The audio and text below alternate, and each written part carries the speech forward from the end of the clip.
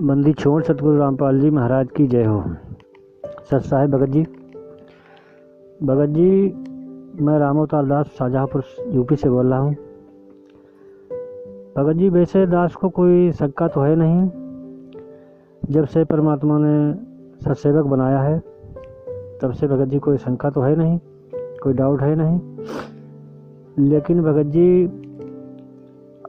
आपसे एक भगत जी ने बात की थी कि जैसे पूजा स्थल पर अपना जो फ़ोटो लगाते हैं उसमें बीच में अपने सतगुरुदेव जी का फ़ोटो होता है और ऊपर नीचे दाएं बाएं गरीबदास जी महाराज, चितानंद जी महाराज और स्वामी रामदेवानंद जी महाराज, तो ये फ़ोटो लगे होते हैं भगत जी। तो उस भगत जी ने कहा था कि क्यों ना इन फ़ोटोओं को हटा करके एक ही अपने सतगुरुदेव जी का फ़ोटो लगाएं, क्योंकि ये सब हैं तो एक ही आत्मा, परमात्मा के स्वरूप है। तो भगत जी सही भी है कि हमारी आस्था तो परमात्मा में होनी चाहिए, और वो है भी, क्योंकि हमारे सतगुरु रामपाल जी महाराज स्वयं पूर्ण ब्रह्म परमेश्वर कबीर साहब ही हैं। लेकिन भगत जी शंका एक ये हो गई है दास को कि जैसे अब परमात्मा कोई का सत्संग सुनते हैं या नित्य नियम सुनते हैं या रमेडी या संध्या आरती या मंत्र, तो उसमें मंगलाचरण के पहले परमात्मा जय बुलवाते हैं कि सतगुरुदेव की जय, कबीर साहब की जय, गरीबदास जी महाराज की जय, स्वामी रामदेवानंद जी गुरु महाराज की जय। तो भगत जी ये जय बोलनी चाहिए कि नहीं बोलनी चाहिए? भगत जी ये शंका हो गई दास को थोड़ी, इसका समाधान करें। और तो कोई शंका है नहीं दास को भगत जी। सत साहेब जय हो बंदी छोड़ की। बंदी छोड़ सतगुरु रामपाल जी महाराज जी की जय हो। सत साहिब भगत जी, देखिए भगत जी, शंका होना कोई बड़ी बात नहीं है। जब तक हम परमेश्वर के ज्ञान को अच्छी तरह से नहीं समझ पाते हैं और उतना नहीं समझ पाते हैं जितना हमें पर्याप्त है, तब तक शंका होना स्वाभाविक सी बात है। आपने जो बात कही वो आप अपनी जगह बिल्कुल सही है, लेकिन भगत जी परमात्मा का बनाया हुआ विधान है। ये आरतियां, ये जयकारे, ये सब कुछ परमेश्वर का बनाया हुआ है, सतगुरु रामपाल जी महाराज जी का। तो हम इसको चेंज करने वाले कौन होते हैं भगत जी? हम इसको चेंज नहीं कर सकते। लेकिन जो भगत उस अवस्था को, जो भक्ति की अवस्था है, जो उस अवस्था को पार कर जाएगा, फिर उसके लिए वो चीजें बाध्य नहीं होती है, क्योंकि उसको पता चल जाता है कि वास्तव में सच्चाई क्या है, हकीकत क्या है। लेकिन संविधान आने वाली आत्माओं के लिए, जो इस भक्ति मार्ग से जुड़ती रहेंगी, उनके लिए वो संविधान लागू रहना जरूरी है। तो ये जयकारे ऐसे ही लगेंगे इस भक्ति मार्ग में एंड तक। लेकिन जब जीव समझ जाएगा कि गरीबदास जी महाराज जी का जयकारा है या कबीर जी का जयकारा है, वो कौन थे, तो फिर उस आत्मा के लिए बाध्य नहीं होता है वो जयकारा लगाए या ना लगाए। जिस प्रकार पहली कक्षा में बच्चा जाता है और बच्चे को स्कूल में 12वीं तक पढ़नी पड़ती है, तो पहली कक्षा में बच्चे को पढ़ाया जाता है A for Apple, A for Apple, APPLE, Apple मानी सेव। उसको गा गा के भी पढ़ाया जाता है, फिर बच्चों से आपस में भी गवाया जाता है, एक दूसरे को खड़ा कर करके, ताकि बच्चे को समझ में आ जाए कि ए फॉर एप्पल। लेकिन जब वो बच्चा दूसरी, तीसरी या चौथी क्लास में चला जाता है और जब कहीं पे पूरा सेंटेंस लिखा आता है कि Apple is a sweet fruit, तो उस बच्चे को समझाने के लिए उस टीचर को ये बताने की जरूरत नहीं पड़ेगी, और ना ही उस बच्चे को समझने के लिए ये दोबारा से गाने की जरूरत पड़ेगी कि A for Apple, A for एक, स्वीट मानी मीठा, फ्रूट मानी फल। उसको ये गा गा के ना तो टीचर ने बोलने की आवश्यकता है और ना ही उस बच्चे को आवश्यकता पड़ेगी, क्योंकि बच्चा उस अवस्था को पार कर चुका है। लेकिन वो ए फॉर एप्पल गाने वाली जो विधि है वो ज्यों की त्यों रहेगी, क्योंकि नए बच्चे भी तो स्कूल में एडमिशन लेंगे जिनको अभी तक पता ही नहीं कि एप्पल होता क्या है।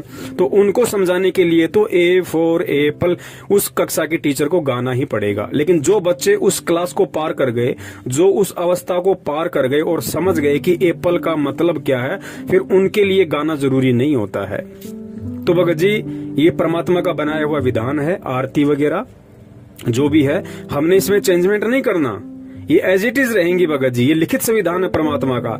लेकिन जो भगत इनसे ऊपर उठ जाएगा, जो इनको समझ जाएगा, फिर उसके लिए बाध्य नहीं है कि वो गरीबदास जी महाराज जी की जय बोले या ना बोले, वो गरीबदास जी महाराज जी का बौद्ध दिवस मनाए या ना मनाए, वो कबीर जी का प्रगट दिवस मनाए या ना मनाए, उसके लिए कोई बाध्यता नहीं है। जब उसको पता चल जाएगा कि इन सारे रूपों में जो परमात्मा देश काल परिस्थिति के अनुसार आए थे वो स्वयं सतगुरु रामपाल जी महाराज जी थे, अर्थात वो कबीर परमेश्वर है।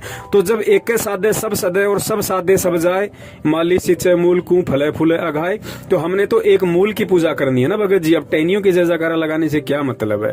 ठीक है, लगा भी सकते हैं, उसमें भी कोई दिक्कत नहीं है, और ना लगाओगे उसमें भी कोई दिक्कत नहीं है। यदि आपने ये ज्ञान समझ के अपने दिलो दिमाग में ये धारणा बना ली कि वास्तव में सतगुरु रामपाल जी महाराज जी स्वयं कबीर परमेश्वर हैं और उनकी पूजा साधना से ही हमारे सारे कार्य सिद्ध होंगे, एक उनके जयकारे से ही हमारे सर्व कार्य सिद्ध होंगे, फिर उस भक्तात्मा के लिए वो बाध्य नहीं है। जिस प्रकार संध्या आरती के अंत में आता है कि स्वामी राम देवानंद जी दाता आपकी घनी सतावे बाता, तेरा रामपाल अज्ञान किया सतलोक का वासी। तो जिन भक्तों को ये समझ में आ गया कि वहां पे सतगुरु रामपाल जी महाराज जी एक भगत के रोल में अपने गुरुदेव के लिए स्तुति कर रहे हैं, जिस भगत को ये समझ में आ गया, फिर उस भगत को वो शब्द गाने की जरूरत नहीं है। फिर वो भगत अपने गुरुदेव संत रामपाल जी महाराज जी के लिए उन शब्दों का यूज करेगा कि सतगुरु रामपाल जी दाता आपकी घनी अमोलक बाता, आपका पवन दास अज्ञान करना सतलोक का वासी। लेकिन हमने विधान चेंज नहीं किया, हमने पुस्तक चेंज नहीं किया, जो आरती में लिखा हुआ है, जो भक्ति बोध में लिखा हुआ है, हम उसको चेंज नहीं कर सकते, क्योंकि हमें अगर वो चीज समझ में आ गई कि हमने उस जगह किनका नाम लेना है और किसको अज्ञानी कह के संबोधित करना है, वो हमारे लिए है, हमने फिर वो शब्द यूज नहीं करने। लेकिन आने वाली जो आत्माएं हैं इस भक्ति मार्ग में जो एडमिशन लेंगी, उनको तो भगत जी वो स्वामी राम देवानंद जी दाता आपकी घनी सतावे बाता, तेरा रामपाल अज्ञान, हो सकता है साल भर तक वो आत्मा उस शब्द को बोलेंगी, 2 साल तक भी बोले, जब तक उसको कम्प्लीटली इस बात का पता ना चल जाए कि वास्तव में ये शब्द यहाँ पे सतगुरु रामपाल जी महाराज जी ने किस मकसद से बोले हैं और किसके लिए बोले हैं, और हमने इन शब्दों का यूज अब यहाँ पे किसके लिए करना है और किस मकसद से करना है।